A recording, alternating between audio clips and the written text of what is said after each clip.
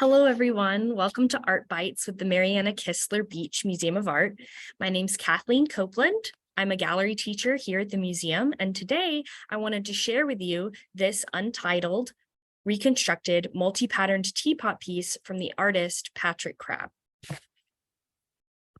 Patrick Shia Crabb was born 1947 in Shanghai, China. In 1955, at age 8, Crabb immigrated to the United States with his family.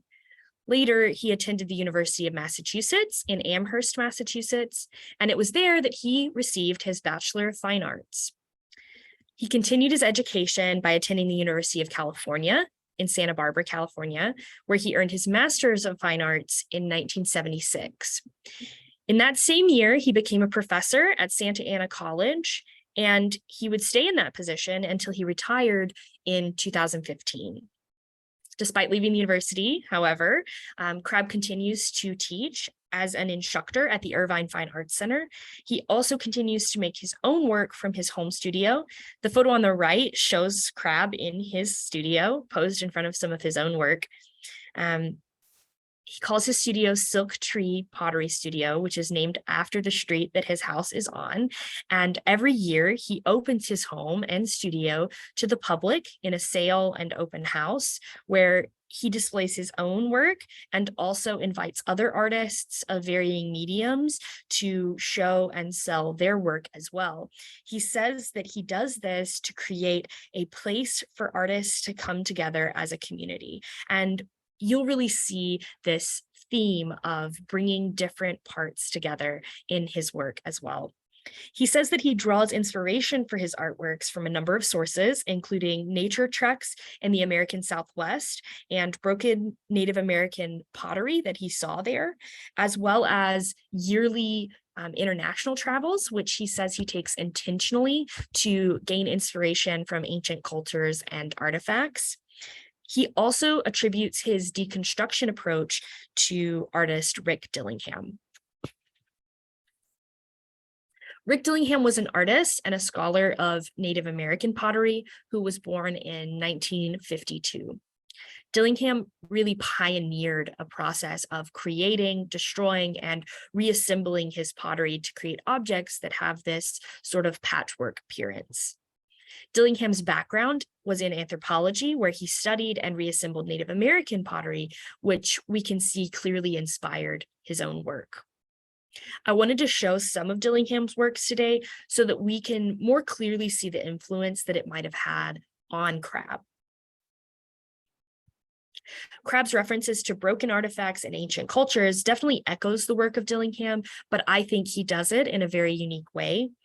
To create these works, Crabb first creates a clay form using a pottery wheel or clay slabs, and then he bisque fires those pieces to remove moisture and solidify the forms.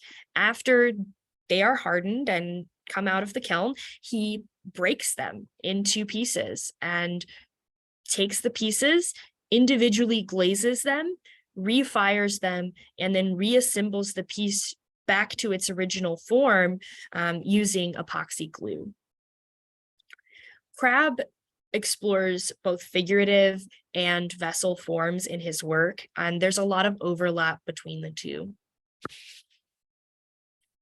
I believe our featured piece today, this teapot with unknown title, is an excellent example of Crabb's art. I'm including 4 images of the piece today from every side so that we do get a sense of its full form as a 3-dimensional object. If you just look at the front-facing photo, you really don't get a sense of all of the different textures and pieces that he's put together. The form itself, as well as the broken nature, really seems almost ancient, archaic, but the patterns and colors and textures of the piece speak to a contemporary quality. This multicultural, layered composition simultaneously combines and contrasts 2 different points in history. By leaving holes in his pieces and missing parts, Crabb says that he is, quote, gently referring to the fragility and passage of time.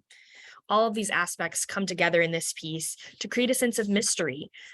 By reinterpreting this form that many people are familiar with, most people, a teapot, Crabb is really asking us, his audience, to question what we're seeing and maybe even imagine who might have used this contemporary artifact. Pause if you need to, but I encourage you now to let your eyes take in all of the different parts, pieces, and patterns found in this work and really think about what stands out to you.